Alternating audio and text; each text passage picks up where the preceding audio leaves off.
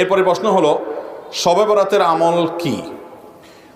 শবে বরাত অর্থাৎ যেটাকে হাদিসের ভাষায় বলা হয়েছে মধ্য শাবানের রাত, শাবানের মধ্য রজনী, 14ই শাবান দিবাগত রাত, এটাকে আমাদের সমাজে বা পাক ভারত মহাদেশে এই অঞ্চলে, ইরানে, এই সাইডে শবে বরাত বলে। হাদিসে কোনো শবে বরাত নাই, হাদিসে আছে লাইলাতুন নিসফি মিন শাবান।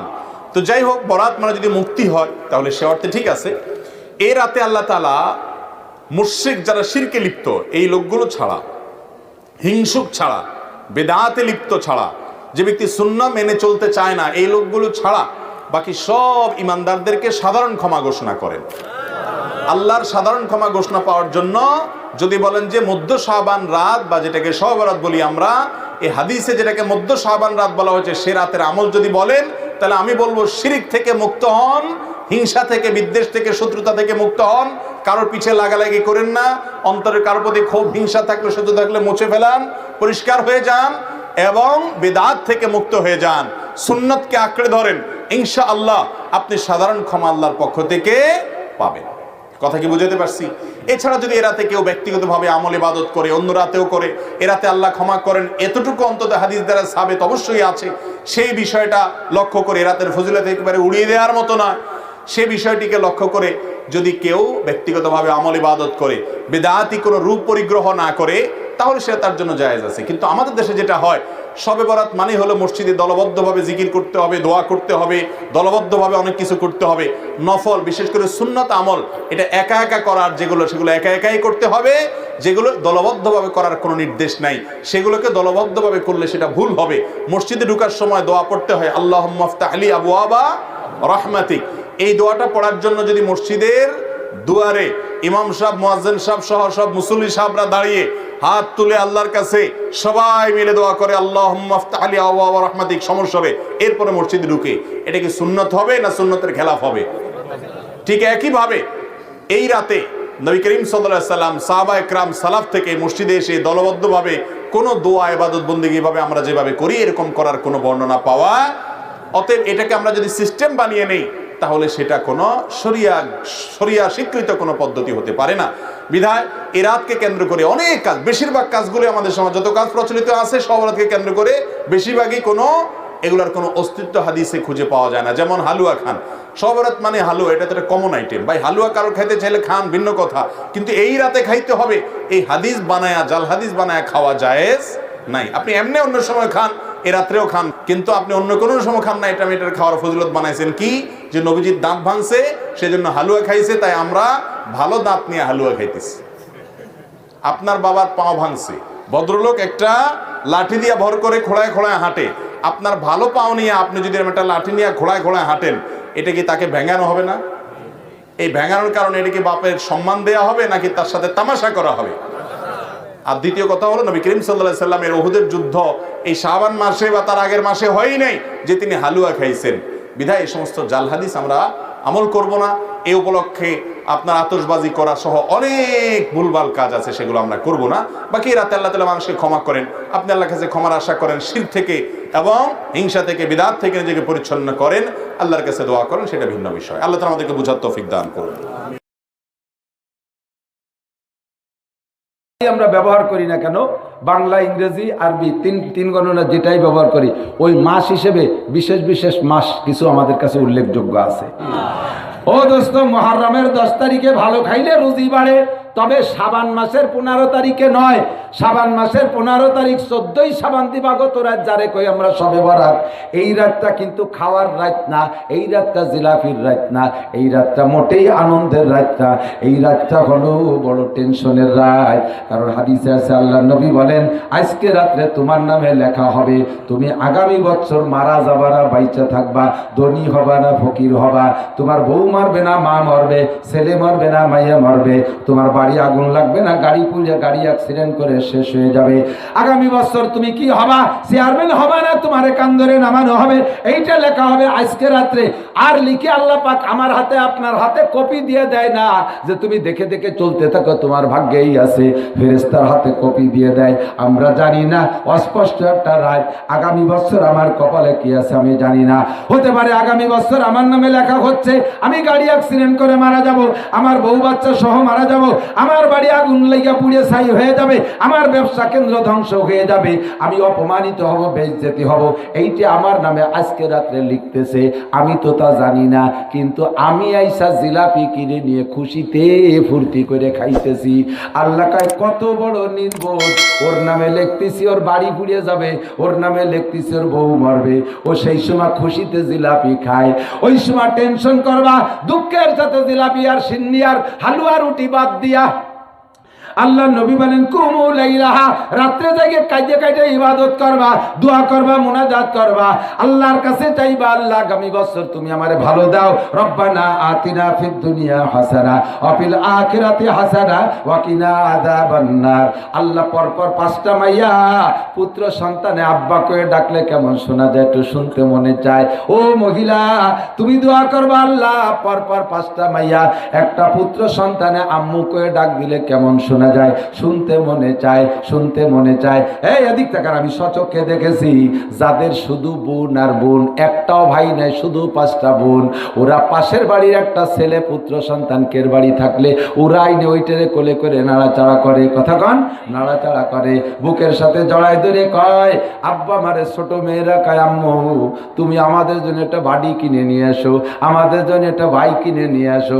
ওরা মনে করে এগুলো হাটে বাজারে কিনতে পাওয়া যায়। বিড়ালের বাচ্চা, কুকুরের পুত্র বাচ্চা, কুকুরের পুরুষ সন্তানগুলো পর্যন্ত মেয়েরা নিয়া ভাই কি বলে বুকের সাথে জড়াই ধরে একটা ভাই চায়। এইগুলো কোনো বাবার দরবারে, খাজার দরবারে, হাটে বাজারে পাওয়া যায় না। ওই সবে বরাতের রাত্রে আল্লাহর কাছে চাইলে পাওয়া যায়। আল্লাহ কয় আলা মুস্তারজিকিন ফারজুকালা, কার কি অভাব আছে আমার কাছে চা, চাকরির অভাব আমার কাছে চা, ব্যবসায় দুর্নীতি, ব্যবসায় উন্নতি পাচ্ছিস না আমার কাছে চা, এ রাজনীতিবিদরা আমার কাছে উন্নতি চা, এ যুবক লেখাপড়ায় ভালো পারিস না আমার কাছে চা, মেধা শক্তি আমার কাছে চা। এ বাপরা তোমরা সন্তান চাও আমার কাছে চাও, বাবাও দেবে না, খাজাও দেবে না, হাটে বাজারে পাওয়া যাবে না, আমার কাছে চাও। ছেলের দরকার আমার কাছে চাও, মেয়ের দরকার আমার কাছে চাও, আমি দেব। জোরে বলেন কে দে? ইয়াহাবুলি মাইয়াশাউ ইনাসা ওয়া ইয়াহাবুলি মাইয়াশাউ যুকুর আও ইউযাববিজুহুম যুকরানা ওয়া ইনাসা ওয়া ইয়াজআলু মাইয়াশাউ আকীমা। যাকে খুশি ছেলে আল্লাহই দেয়, যাকে খুশি মেয়ে আল্লাহই দেয়। কেউ ছেলে দে, মেয়ে দে, জমজ দেয়, আবার কেউ কে আল্লাহ নিঃসন্তানী বানাইয়াও রাখে। যদি নিঃসন্তানী আর মেয়েওয়ালা ছেলে চাও, ছেলেওয়ালা মেয়ে চাও, নিঃসন্তানী সন্তান চাও, আসো লাইলাতুল বরাতে তুমি মালিকের সাথে যোগাযোগ করো। এই রাত্রে আল্লাহ পাক তোমারে দেওয়ার জন্য দরজা খুলে রাখছে। তুমি বিপদ থেকে মুক্তি চাও, এই রাত্রে জিলাপি খাওয়ার রাত না, বিস্কুট খাওয়ার রাত না, এই রাত্রে হালুয়া রুটি আর পোল্ট্রি মুরগি খাওয়ার রাত না, গরুর গোশত খাওয়ার রাত না। খাওয়ার রাত হলো মুহররম মাসের 10 তারিখ। সেটা কবে কোন সময় চলে যায় কেউ কোনো খবর রাখে না। জম্মের খাওয়া খাও এই রাত্রে, সামনে তোমার নামে বড় বিপদ আসতেছে। আল্লাহ কয় কত বড় নির্বোধ, যার সামনে এত বড় বিপদ সে আবার এই ফুর্তি করে খায় কিভাবে? কি এটা কি লেখছে? এত সব চশমা দেওয়া আল্লাহ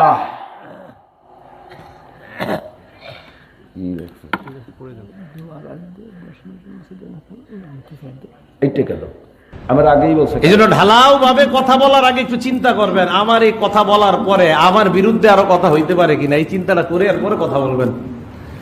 আপনি যদি জবাব দিতে পারেন যে না, নামাজকে নামাজ বললে বেদাত হবে, আমিও মেনে নিব, হ্যাঁ শবে বরাতকে শবে বরাত বললে বেদাত হবে, কিন্তু আপনি তো এই প্রমাণ দিতে গেলে জনগণের মায়ের খাওয়া ছাড়া কোনো উপায় থাকবে না।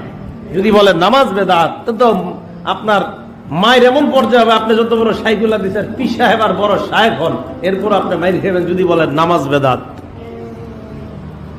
তো সব শব্দটা ফার্সি, বারাআত শব্দটা আরবি, টোটাল অর্থ দাঁড়ায় পুণ্যের রজনী বা মুক্তির রজনী, মুক্তির রাত। এই ব্যাপারে যে হাদিসটা আমি আজকে আপনাদের সামনে পড়লাম, এই হাদিসের শেষে আমি রাওয়াহুল বুখারীও বলি নাই, রাওয়াহু মুসলিমও বলি নাই। আজকে এই হাদিসের শেষে আমি বলবো সাহহাহু নাসিরউদ্দিন আল আলবানী রাহিমাহুল্লাহ। ওনার নাম বললে হুজুর ঠিক আছে, এটা মানা যায়। ইমাম বুখারীর নাম থাকলে অতটা মানতে পারি, নাও পারি। ইমাম মুসলিমের নাম থাকলে মানা না মানার সন্দেহ থাকতে পারে। নাসিরউদ্দিন আলবানী যদি থাকে তাহলে ঠিক আছে। মজার ব্যাপার, আজকে যে হাদিস তেলাওয়াত করলাম এর শেষে নাসিরউদ্দিন আলবানীর নামটা আছে খুব সুন্দরভাবে। এখন যারা শুধু কোরআন এবং হাদিসের দাবিদার, এখন কোথায় যাবেন? এই হাদিসের কি ইয়া করবেন?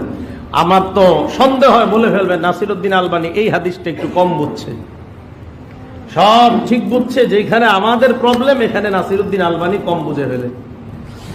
তারাবি নামাজ 8 রাকাত 8 রাকাত, মক্কা মদিনায় 20 কেন পড়ে? এই দুইটা মাসালা মক্কা মদিনার ইমামরা বুঝে নাই, বাকি সবগুলো বুঝছে। এই জাতীয় নিজেদের মন গড়া, যেখানে আটকিয়ে যাবেন এখানে অপর পক্ষকে ভুল বলে ফেললেন, এটা অন্যায়, এটা ঠিক নয়। প্রিয় ভাইয়েরা, আল্লাহ আমাদেরকে এই জাতীয় বাড়াবাড়ি থেকে হেফাজত করেন। তো বলতেছিলাম লাইলাতুন নিসফি মিন শাবান, শাবানের অর্ধ রজনী, মানে শাবান মাসের পুরা অর্ধেকের যে রজনী, এটাকে বলা হয়, ফার্সি আর আরবি মিলায় বলেন তো শবে বরাআত, আরবিতে বলা হয় যদি লাইলাতুন নিসফি মিন শাবান, শাবানের অর্ধ রজনী। এই রজনীর ব্যাপারে মুআজ ইবনে জাবাল রাদিয়াল্লাহু তাআলা আন, আল্লাহ রাসূলের একজন সাহাবা, বিশিষ্ট সাহাবা, এই মুআজ ইবনে জাবাল রাদিয়াল্লাহু তাআলা আনহু থেকে বর্ণিত, তিনি বলেন ইয়াত্তালিউল্লাহু আযজা ওয়া জাল ইলা খালকিহি ফি লাইলাতিন নিসফি মিন শাবান, শাবানের অর্ধ রজনী মানে আজকে রাতে, ইয়াত্তালিউল্লাহু আযজা ওয়া জাল, আল্লাহ তার সমস্ত সৃষ্টির প্রতি লক্ষ্য করেন, ফায়াগফিরু লিজামিই খালকিহি ইল্লা লিমুশাহিনিন আও মুশরিক, শিরিক করে এবং হিংসা বিদ্বেষ অন্তরের মধ্যে রাখে না এমন দুইজন ছাড়া, যারা নাকি দুনিয়ার মধ্যে শিরিক করবে 1 নাম্বার, 2 নাম্বার অন্তরের মধ্যে হিংসা বিদ্বেষ, অপর মুসলমানের প্রতি হিংসা বিদ্বেষ, এই 2 জাতীয় ভয়ঙ্কর গুণ যাদের মধ্যে থাকবে। মুআজ ইবনে জাবাল থেকে বর্ণিত, আল্লাহর নবী বলেন এই 2 শ্রেণীর মানুষ ছাড়া সকলের গুনাহ আল্লাহ মাফ করে দেয়। ইল্লা লিমুশাহিনিন আও মুশরিক, 1 নাম্বার বিদ্বেষ পোষণকারীকে আল্লাহ মাফ করে না, 2 নাম্বার শিরিককারীকে আল্লাহ মাফ করে না, এই 2 জন ছাড়া সকলকে আল্লাহ মাফ করেন। নাসিরউদ্দিন আলবানী রাহমাতুল্লাহি আলাইহি তার বিখ্যাত গ্রন্থ সিলসিলাতুল আহাদিসিস সহিহা এর 3 নাম্বার খণ্ডে 135 নাম্বার পৃষ্ঠায় এই হাদিস উল্লেখ করার পর নাসিরউদ্দিন আলবানী বলেন এই হাদিসের সাথে অনেকগুলো হাদিস মিলে এই কথাটা প্রমাণ হয়ে যায়, লাইলাতুন নিসফি মিন শাবানের আমল অস্বীকার করা যাবে না।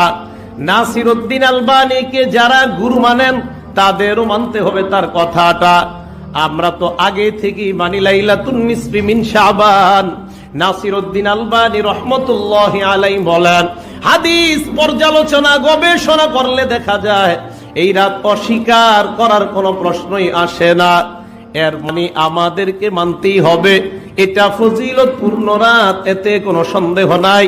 আল্লাহ পাক রব্বুল আলামিন 2 শ্রেণী ছাড়া যারাই আল্লাহর কাছে ক্ষমা চায় আল্লাহ তাদের জিন্দেগীর সব গুনাহগুলো মাফ করে দেয়।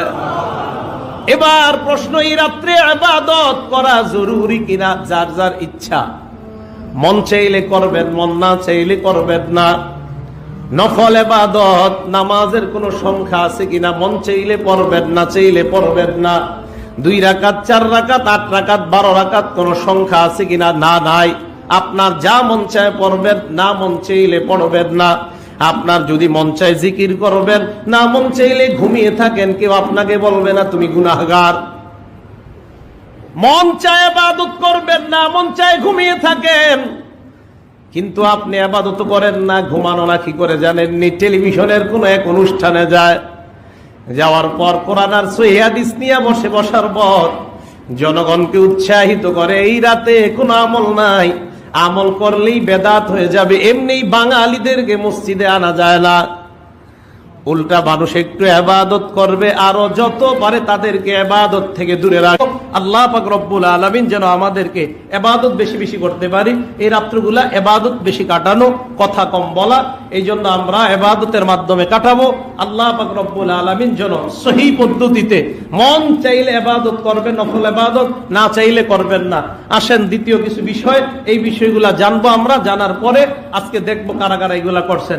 হালুয়া রুটি আল্লাহ জানে কয়জন বানাইছেন ঘরের মধ্যে, নিশ্চিত অনেকে বানাইছেন বা অনেকের বিবি বানিয়েছে। এতবার বলার পরও আপনারা এই কাজগুলা কেন করেন? হালুয়া রুটি এগুলা তো বাড়াবাড়ি, আপনি কেন এগুলা করতেছেন? এই লাইলাতুল বরাত আমাদের অনেকে কেন মানতে চায় না জানেন? বিশেষ করে লাইলাতুল বরাত, সবে বরাত আসলে মাজার যারা পন্থী এরা দেখবেন এমন, আজকে কিন্তু আপনি মিরপুর 1 নম্বরের সিরিয়াল ধরতে হইব, শালি মাজারের ওইদিকে যেত, এখান থেকে সিরিয়াল ধরে, মানে আজকে আপনার জীবনের সমস্ত গুনাহ খাতা মাফ হবে মাজারে গেলে, এরকম একটা বিশ্বাস। নাউজুবিল্লাহ বলেন সবাই। এই জাতীয় কর্মকাণ্ডগুলা প্রিয় মুসল্লি ভাইয়ারা, শিরিক থেকে বাঁচেন, শিরিক থেকে বাঁচেন, আল্লাহর হস্তে বলি, শিরিক থেকে বাঁচেন। শিরিক মুক্ত ভাবে কবরের মধ্যে যান, না হয় কিন্তু অবস্থা খুব খারাপ হবে। শিরিক মুক্ত কবরে যান, মধ্যমপন্থী মুসলমান হওয়ার চেষ্টা করেন। বাড়াবাড়িতেও যাবেন না, ছাড়াছাড়িতেও যাবেন না, এমন বাড়াবাড়িতে যাবেন না যে বাড়াবাড়ির কারণে একজন মুসলমান আরেকজনের সাথে দ্বন্দ্ব হয়, এমন ছাড়ও দিবেন না যে ছাড়ের কারণে আমার আমল নষ্ট হয়ে যায়। এই জন্য মধ্যমপন্থী মুসলমান যেন আমরা হতে পারি, আল্লাহ আমাদেরকে তৌফিক দান। আসছে এটা আবু দাউদ শরীফে আমাদের আয়েশা সিদ্দিকা রাদিয়াল্লাহু তাআলা আনহা থেকে বর্ণিত, সুমু লাইলাহা ওয়া কুমু নাহারাহা। হাদিসটা শিথিলতা আছে, দুর্বলতা আছে কিছুটা, জন্য যদি সিয়াম পালন করেন সওয়াব হবে, সিয়াম পালন যদি না করেন কোনো গুনাহ হবে না। কথাটা কি বুঝে আসছে?